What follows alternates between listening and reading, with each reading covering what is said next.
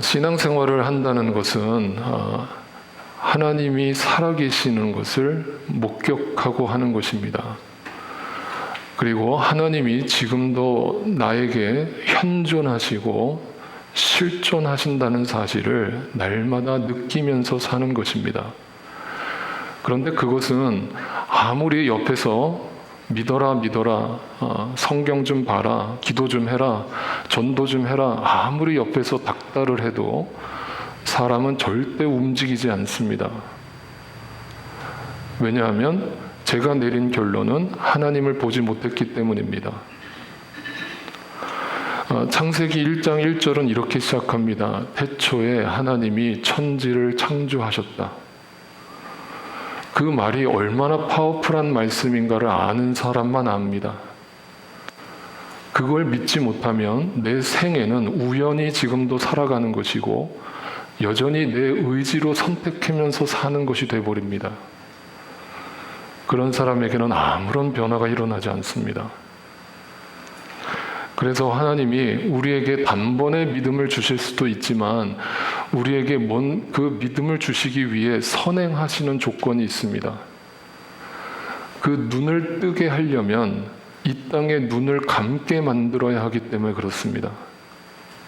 어떻게 하면 우리가 이 세상에 보이는 것에 눈을 감아버리고 영원한 하나님 나라를 보면서 살아갈 수 있을까? 그 방법은 한 가지밖에 없습니다. 고난입니다. 고난입니다. 우리는 고난이 주어지지 않으면 절대로 하나님을 찾지 않습니다. 내 생이 평안하고 행복하고 안정적일 때 여러분이 하나님을 찾을 것 같지만 절대 찾지 않습니다. 사람이 아프고 눈물 흘리고 고난되는 상황이 와야만 비로소 하나님 하는 그 탄식이라도 터져 나오기 때문에 하나님은 그걸 아시고 고난이라는 이 귀한 방법을 우리에게 사용하십니다. 그래서 크리스천들은 고난이 올 때 안 믿는 사람들과 분명히 다른 애티튜드를 가져야 합니다. 다른 자세를 가져야 합니다. 근데 여전히 믿는다고 하는 사람이, 교회를 다닌다고 하는 사람이 고난이 왔을 때 하는 행동이나 말을 보면 안 믿는 사람이랑 별반 다를 바 없는 말을 하거나 행동을 하는 모습을 봤을 때 물론 그 사람도 아직 자라가는 과정이라고 할 수 있지만 믿음의 눈을 뜬 사람이라고는 볼 수 없습니다. 그래서 오늘 이 빌립보서 강의를 어떻게 하나님이 우리에게 그 고난이라는 도구를 사용하셔서 어떤 길을 보여주시는가를 여러분이 함께 묵상하고 볼 수 있게 되기를 바랍니다. 성경에 고난이라고 하는 주제가 나올 때 항상 등장하는 책이 있습니다. 그 책이 욥기서입니다. 이 욥기라고 하는 책은 뜬금없이 하루아침에 고난을 당해서 재산을 다 잃어버리고 다 빼앗기고 건강도 잃어버리고 자식까지 다 잃어버린 한 욥이라고 한 사람에 대한 이야기로 시작합니다. 욥기 1장은 그 욥에 대해서 뭐라고 정의하냐면 욥은 의인이었답니다. 한마디로 선한 사람, 남들이 보기에 참 착한 일을 많이 했던 사람, 또 하나님을 신실하게 믿었던 사람임을 증거합니다. 근데 그런 욥에게 어느 날 갑자기 고난이 찾아와서 모든 걸 다 잃어버립니다. 다 잃어버립니다. 그러니까 욥이 처음에는 그게 하나님의 무슨 뜻이 있을 거라고 생각하면서 나름대로 믿음으로 버팁니다. 그래서 친구들이 찾아와가지고 너 뭔가 하나님 앞에 죄를 지었기 때문에 이런 고난이 왔을 거야 라면서 막 협박을 하고 정죄를 하는데도 입 한마디 열지 않습니다. 그리고 입으로 죄를 짓지 않습니다. 그랬던 욥이 이런 탄식을 3장에 가서야 터뜨립니다. 드디어 나름대로 버티고 있던 욥이 고난이 계속되니까 드디어 말문을 열어서 뭐라고 내뱉냐면 자기 생일을 저주하면서 울부짖었대요. 내가 태어나던 날이 차라리 사라져버렸다면, 남자아이를 배웠다고 좋아하던 그 밤도 망해버렸더라면 좋았을 것을. 여러분, 시 중에 이런 탄식의 시가 있습니까? 어떤 탄식도 자기가 이 땅에 태어난 걸 저주하는 탄식 시는 없습니다. 근데 욥이 그런 탄식을 뱉었습니다. 참다 이 고난이 끝이 보이질 않으니까 차라리 내가 태어나지 않았으면 더 좋았을 것을. 절망의 탄식을 고백하는 욥의 모습을 우리가 찾아보게 됩니다. 그 욥이 그 탄식 속에서 누구를 찾았겠습니까? 네? 하나님을 찾았습니다. 하나님 어디 계십니까? 하나님 어디 계십니까? 그 결과를 이렇게 보여줍니다. 욥기 23장 8절에서 9절에 그러나 동쪽으로 가서 찾아보아도 하나님은 거기에 안 계시고 서쪽으로 가서 찾아보아도 하나님을 뵐 수가 없구나.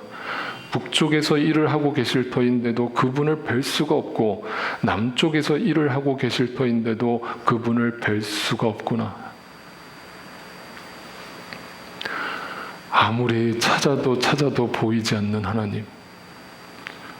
사방이 다 적인 것 같고 사방이 다 막힌 것 같은 욥의 탄식. 이 세상 어떤 인간도 이 욥과 같은 고난에 처해 본 사람은 흔치 않을 정도입니다.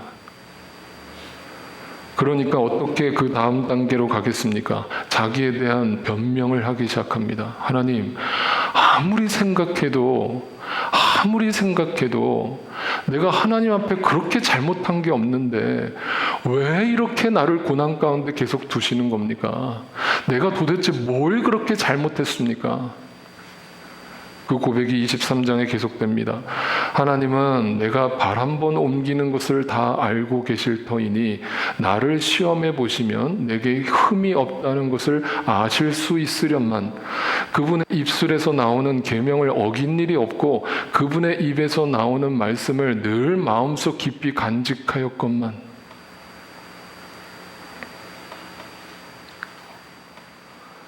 이유를 알 수 없는 고난의 상징입니다. 여러분한테 묻겠습니다. 고난당하는데 이유가 있습니까? 세상 샤머니즘은 뭐라고 얘기합니까? 당신이 지금 사업이 제대로 안 되는 이유, 당신에게 병이 찾아온 이유, 당신 조상한테 뭔가 잘못했기 때문일 거야. 빨리 부적을 사갖고 조상을 달래, 귀신을 달래. 뭔가 당신이 잘못했기 때문일 거야 라고 얘기합니다. 근데 성경은 그런 얘기를 하지 않습니다. 특별한 이유가 없어요. 특별히 하나님 앞에 그렇게 죄를 지은 것도 없어요. 나름대로 열심히 믿으려고 애를 썼어요. 나름대로 열심히 하나님을 부르짖었어요. 근데 고난이 왔어요. 그러니까 그 다음 액션은 뭐겠습니까? 자, 탄식으로 시작했다가 그 다음에 하나님을 찾았다가 하나님이 안 나오세요. 침묵하세요. 그리고 자기를 아무리 돌아봐도 내가 그렇게 잘못한 게 없어요. 억울해요. 뭔가 이상해요. 하나님이 왜 나한테 이런 고난을 계속 주시는지 답을 찾을 길이 없어요. 그러니까 그 다음 액션은 뭐겠어요? 이거예요. 30장에 주님께서는 어찌하여 망할 수밖에 없는 연약한 이 몸을 치십니까? 기껏 하나님의 자비나 빌어야 하는 것밖에는 아무것도 할 수 없는 보잘것없는 이 몸을 어찌하여 그렇게 세게 치십니까? 내가 바라던 행복은 오지 않고 화가 들이닥쳤구나. 빛을 바랬더니 어둠이 밀어 닥쳤구나. 중요한 단어는 어찌하여라는 단어입니다. 한마디로 얘기하면 왜? 하나님, 이유를 모르겠어요. 왜? 왜라는 질문의 연속입니다. 욥기의 결론을 여러분이 다 아십니다. 욥은 이 고난의 시간을 통해서 하나님을 만났습니다. 진실되게 만났습니다. 그리고 변화가 일어났습니다. 욥기가 총 42장까지 이루어져 있습니다. 굉장히 긴 내용입니다. 그 욥기의 최종 결론이 뭘까요? 그냥 하나님을 만났다? 자, 이렇게 발버둥 치고 몸부림치고 막 한탄하고 탄식하면서 하나님을 부르짖고 찾고 기다리고 그런데도 못 찾으니까 왜라는 질문의 연속을 던지면서 하나님을 구하고 있는 욥의 결론이 뭘까요? 욥기 맨 마지막 구절이 이렇게 끝납니다. 맨 마지막 구절입니다. 욥이 늙어 나이가 차서 죽었더라. 제가 이 구절만 1시간을 묵상했습니다. 이 구절을 1시간을 묵상했어요. 욥이 42장이라는 긴 장 동안 하나님 어디 계세요? 하나님 왜 나를 이렇게 고난 가운데 두세요? 하나님 왜 내가 뭘 그렇게 잘못했어요? 하나님 나는 정말 하나님 제대로 살아보려고 애썼잖아요. 하나님 다 아시잖아요. 근데 왜 나에게 이런 고난을 계속 주시는 거예요?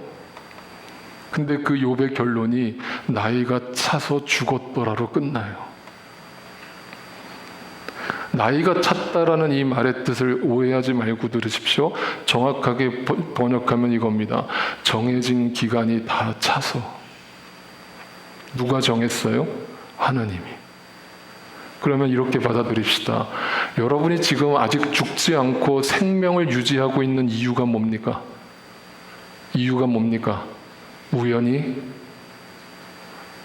태어났듯이 우연히 지금도 살고 있는 겁니까?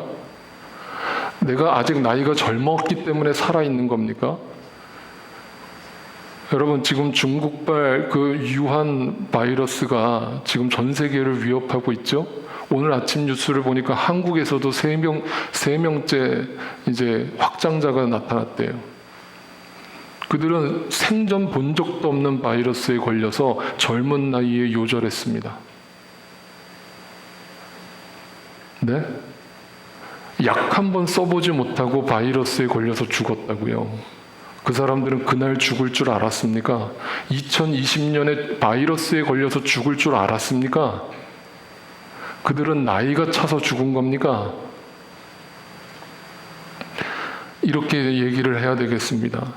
여러분이 지금 하나님을 알고 하나님을 정말 믿고 예수 그리스도를 마음에 영접했다면 여러분 오늘 죽는 것이 축복입니까? 저주입니까?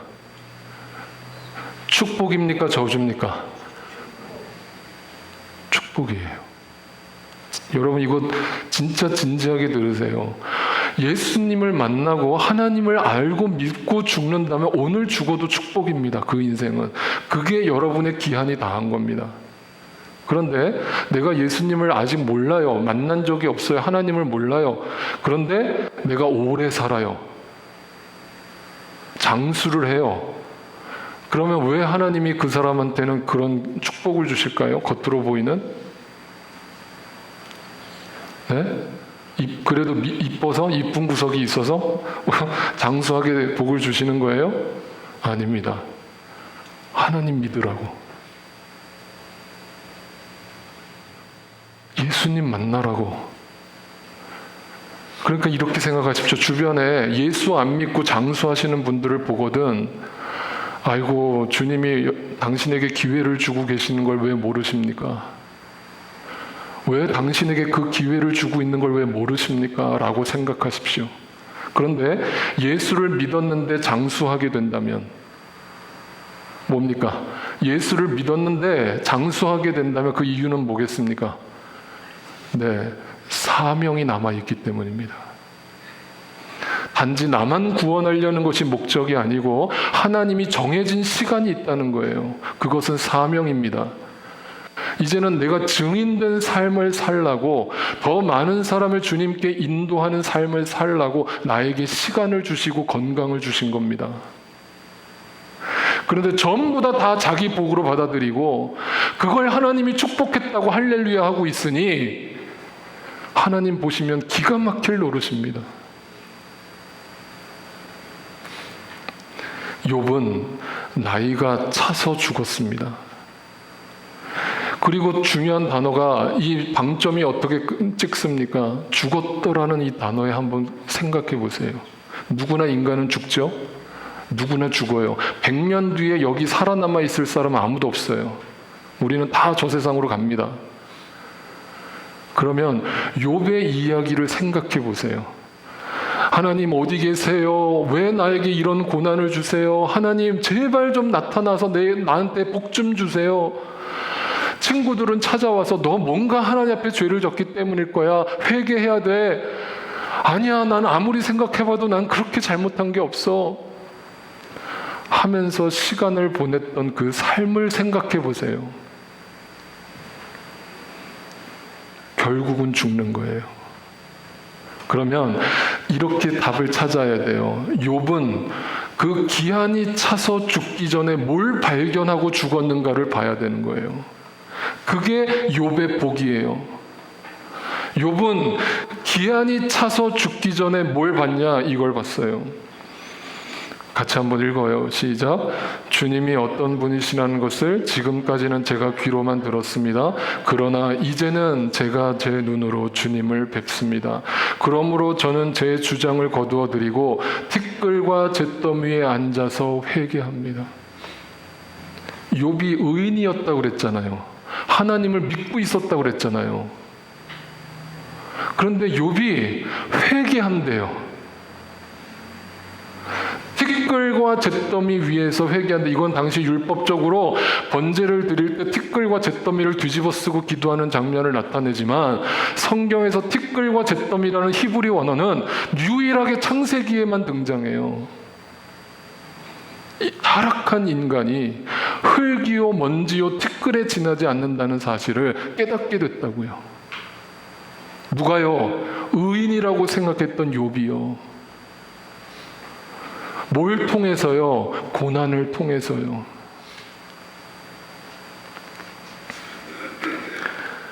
그래서 이렇게 정리하면 됩니다. 여러분이 지금 살아있는 이유, 여러분이 아직도 지금 살아있는 이유 한 가지, 우리가 죽기 전에 고백해야 될 한마디, 이 고백을 하나님이 듣기 위해서입니다. 잊지 마세요. 여러분이 이 고백을 하나님께 진실되게 드릴 수 있다면 여러분은 오늘 죽어도 여한이 없습니다. 오늘 죽어도 여한이 없어요. 근데 아직 이 고백을 할 수 없다면 여러분은 아직 살아가야 될 이유가 남아 있어요. 기회로 주어진 거예요. 성경에는 이런 고백을 했던 사람들의 이야기가 굉장히 많이 적혀 있습니다. 대표적으로 고난하면 또 한 명이 떠오르는 인물이 있는데 창세기의 요셉입니다. 요셉은 이유를 알 수 없게 형들의 시기와 질투로 인해서 뜬금없이 노예로 팔려갔습니다. 그 자체만 놓고 보면 채색 옷을 입고 있던 요셉에게는 뜬금없는 고난입니다. 그리고 이유를 찾을 길이 없는 고난입니다. 그런데 창세기 성경은 그 욥이 보디발이라고 하는 당시 이집트의 군대 장관한테 종으로 팔려갔을 때 그 요셉의 삶을 뭐라고 고백하고 있는가, 이렇게 고백합니다. 창세기 39장에 같이 또 읽어볼까요? 시작. 주님께서 요셉과 함께 계셔서 앞길이 잘 열리도록 그를 돌보셨다. 요셉은 그 주인 이집트 사람의 집에서 살게 되었다. 그 주인은 주님께서 요셉과 함께 계시며 요셉이 하는 일마다 잘 되도록 주님께서 돌보신다는 것을 알았다. 여러분 좀 웃기지 않아요? 아니, 하나님이 복을 주시려면 어떻게 해야 되는 거예요? 애시당초 노예로 팔려가지 않게 하셔야 되잖아요. 에? 여전히 아버지 밑에서 채색 옷 입고 살게 해주셔야 되잖아요. 그게 하나님이 함께 하시는 거잖아요. 근데 노예로 팔려갔는데 성경은 그게 하나님이 함께 하시는 복이래요. 그게 복이래요. 그게 형통이래요. 그게 하나님의 인도하심이래요. 근데 그게 요셉만 확신했던 게 아니라 전혀 하나님을 믿지 않고 있던 보디발이 그 요셉의 삶을 보니까 뭔가가 다른 거예요. 쟤는 어떻게 노예로 팔려왔는데 저렇게 항상 밝지? 항상 저렇게 씩씩하지? 어떻게 저렇게 성실하지? 도대체 쟤는 뭐지? 다른 노예들은 막 우울해가지고 절망에 빠져 있는데, 억지로 일을 하고 있는데, 막 요셉은 기뻐서 일을 하고 있는 거예요. 그러니까 안 믿는 사람이 요셉을 보고 하나님이 함께 하시는 걸 봤대요. 이게 크리스찬이라고요. 입으로만 전도하는 게 아니라고요. 보여주는 거라고요. 고난이 왔을 때 내가 어떻게 행동하는가, 어떻게 내가 말을 하는가를 보여주라고요. 빌립보서 오늘 본문은 사도 바울이 옥에 갇혀 있어서 쓴 시란 그 편지라는 걸 제가 여러 번 설명드렸죠. 그 사도 바울이 뭐라고 고백하는가를 다시 한번 본문에서 보겠습니다. 오늘 본문 12절을 보니까 형제 자매 여러분, 내게 일어난 일이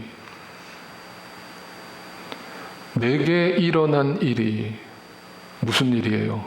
감옥에 갇혔다고요. 이제 죽을 날을 받아놓고 있다고요. 인간적으로는 소망이 없다고요. 근데 지금 나에게 찾아온 이 고난이 도리어 복음을 전파하는 데 도움을 준 사실을 여러분이 알아주기를 바랍니다.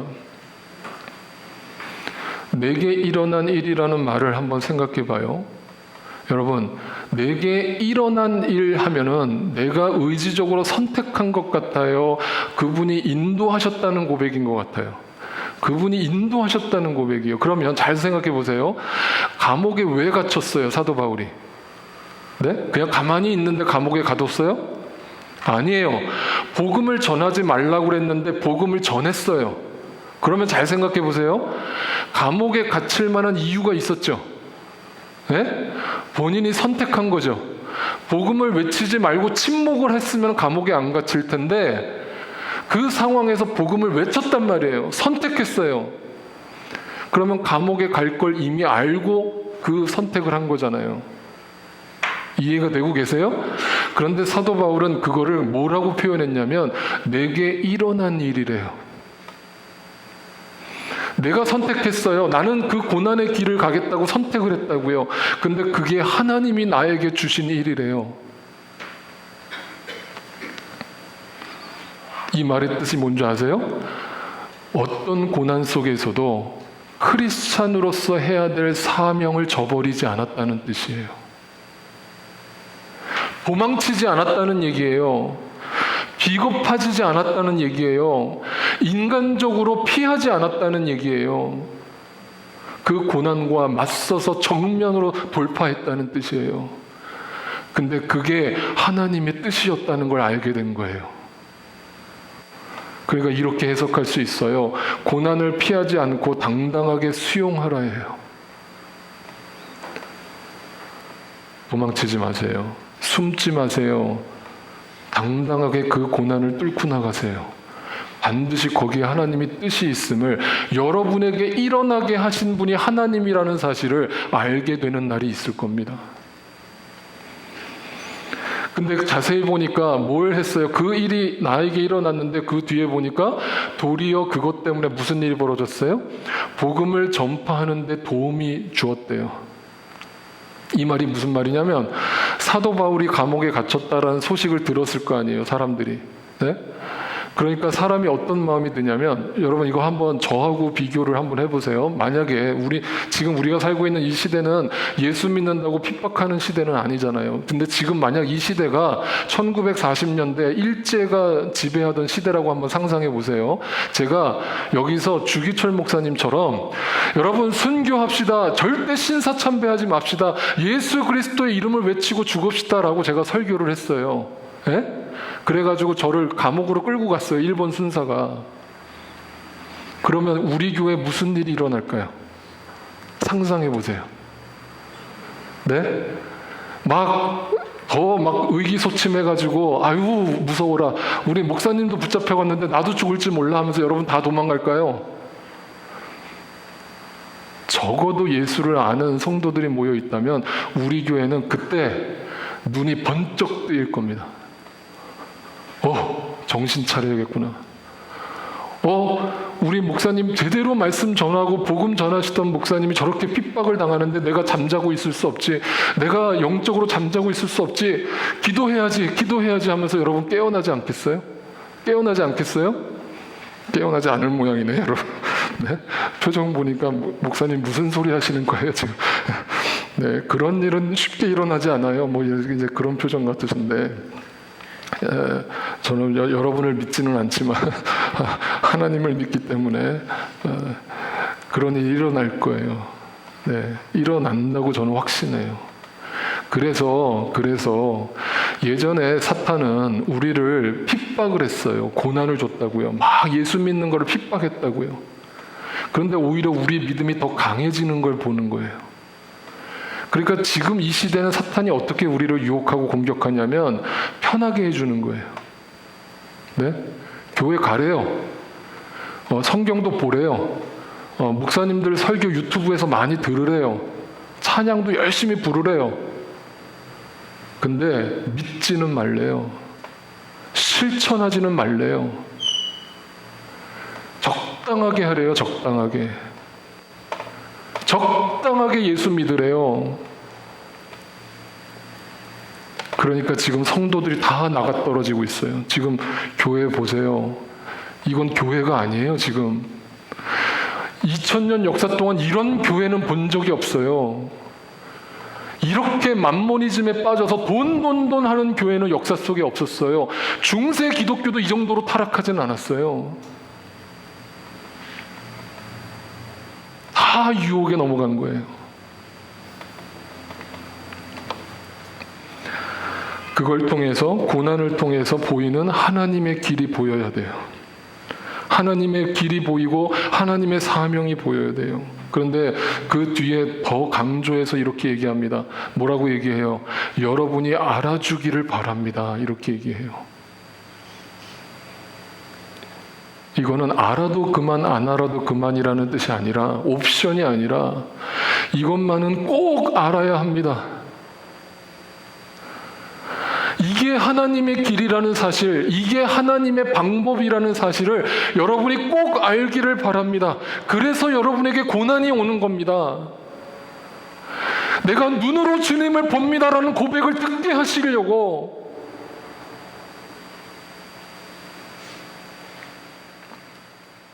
그 뒤에 13절 14절에 이렇게 얘기합니다. 내가 그리스도 안에서 감옥에 갇혔다는 사실이 온 친위대와 그 밖의 모든 사람에게 알려졌습니다.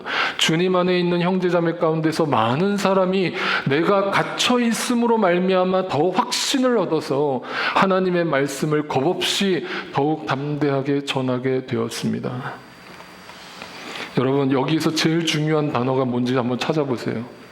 퀴즈. 사도 바울이 의도적으로 어떤 단어를 썼어요? 뭘까요?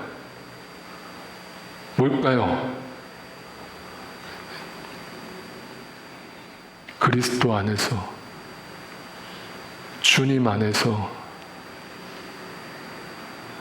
이게 그냥 의미 없이 쓴 말이 아니에요.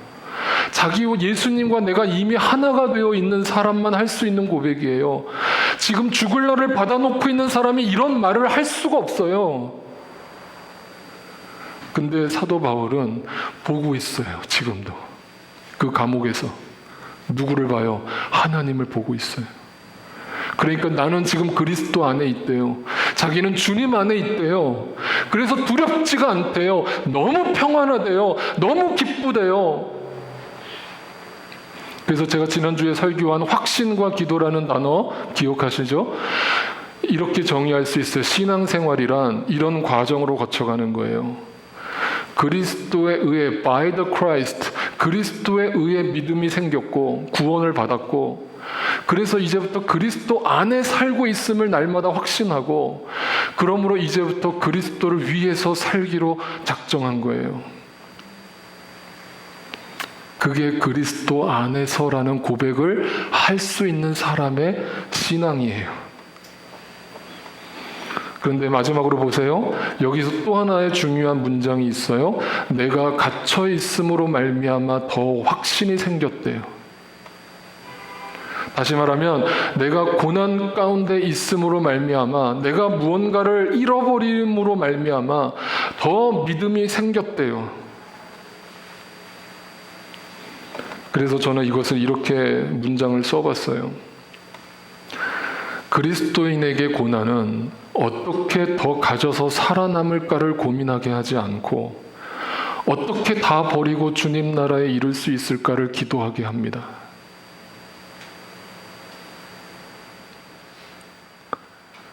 이 말이 믿어지면 여러분은 참 크리스찬입니다. 다시 한번 읽을게요. 그리스도인에게 고난은 어떻게 더 가져서 이 고난 가운데 살아남을까를 고민하게 하지 않고 어떻게 다 버리고 주님 나라에 이룰 수 있을까를 기도하게 합니다.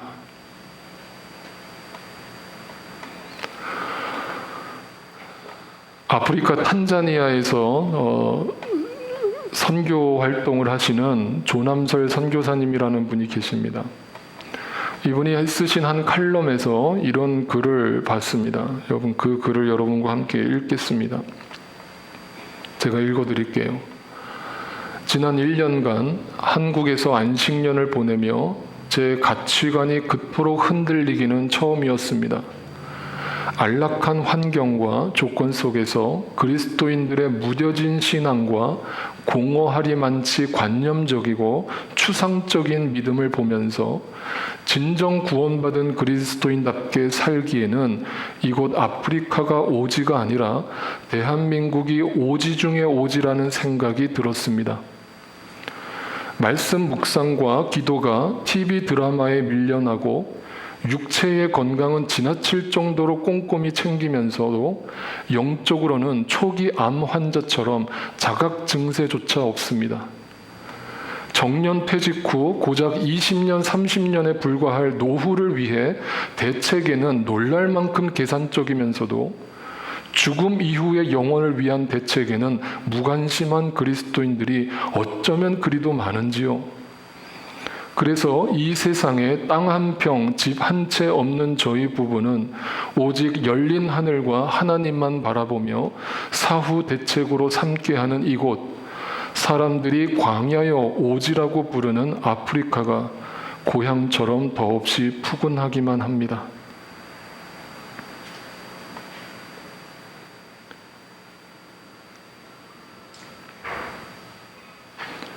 하나님이 여시는 길이 보이십니까? 하나님이 여시는 길이 보이십니까? 하나님이 보이십니까? 아니면 아직도 안 보이십니까?